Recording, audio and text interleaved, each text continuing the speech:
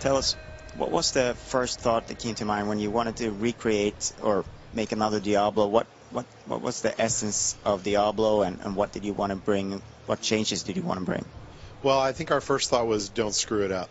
So, originally we really, very first thing we focused on was establishing what we thought were the core elements of Diablo, the high-level things that really defined the games. So things like replayability through randomness and customization of characters, the item game, the approachability of the gameplay, the isometric camera. These are all things that we felt were like core to the Diablo series. And then once we figured that out, we really focused on, okay, what do we want to make better or add to the game? One of the first ones was that we really wanted to make a better action game. We felt like there was a lot of depth that we could explore by looking at other action games that we liked. And then also make a better role-playing game by doing, again, the same thing. Is look at what other role-playing games are doing, provide better quests that affect gameplay more, provide more storytelling within the world, and allow the player to really feel like their actions have a context and their character is a real entity who lives within the world. So if in terms of gameplay, you said you wanted to make a better action game, what kind of things more specifically would that be? Well, if you look at Diablo 2, essentially the player could run super fast, could teleport away from almost any threat, could had almost infinite health through the potion system, and almost infinite power through the potion system.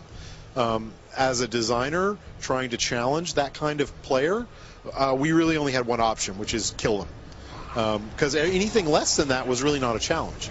And I think any hardcore D2 player knows this, is that so much of their life is basically avoiding the one-shot kills that occur within the game. Hardcore mode certainly made that interesting, but if you have to go that far to make something interesting, it speaks to something kind of broken in the core game design. And that's not to say we wouldn't have a hardcore mode. We'll probably have that, but what we focused on here is a health system that gives the player a little bit more vulnerability. So we took out the potion system. We do have potions in the game, but they're a lot less powerful than they used to be. And essentially what the player has to do is we drop these health globes off of enemies. And they're probably about a 25-35% drop chance, and they don't affect treasure at all. But they drop off of enemies, and then you have to pick them up to recover health. And what they do is they create a lot more tactical situations where the player will have a big line of monsters between them and the health that they need. And that allows us to create different kinds of monsters that are designed to block you, monsters that are designed to control your movement, and monsters that actually don't have to do a lot of damage to be threatening. And so that's a big focus. In the long run, it adds a lot of combat depth. So one of the other things about Diablo that makes it special is playing it with your friends. How are you expanding on that experience? Well, cooperative play is one of our big focuses. When we defined the core of what Diablo was, cooperative play was one of those things. So we've had a lot of questions since we've said that statement about single player, and the interesting thing for us is that single player and cooperative play we really designed for both simultaneously all the time. Cain, you still live. Ah, there you are. The writings in this place are incredible.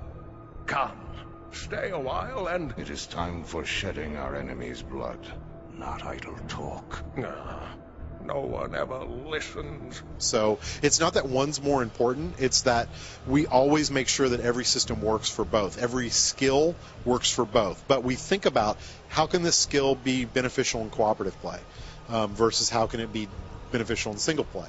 The health system is a great example. The health clubs that drop in the world, we didn't want players fighting over them because that makes players not want to play together.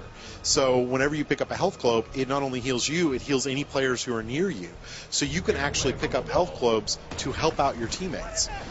So another element was with items. In Diablo 2, there was a lot of fighting over items because items would drop and whoever got to it first got it. We didn't want any kind of situations like that we feel really harmed the cooperative game more than helped it. And certainly there are some players who liked that, and there is a fun element to trying to get to the item first. And it's also a bonding experience when you actually play with someone who allows you to pick the stuff that you need. And exactly, but far more often than the person who's nice to you is the person who takes all your loot and leaves the game. And that just makes you not want to play with other people. And so we're really trying to avoid any kind of system that makes players not like each other. And so that in cooperative play, we really focus on a system that allows people to play together. Now, eventually we'll put in PvP systems that are more dedicated as well, and we don't really have any kind of details about that now.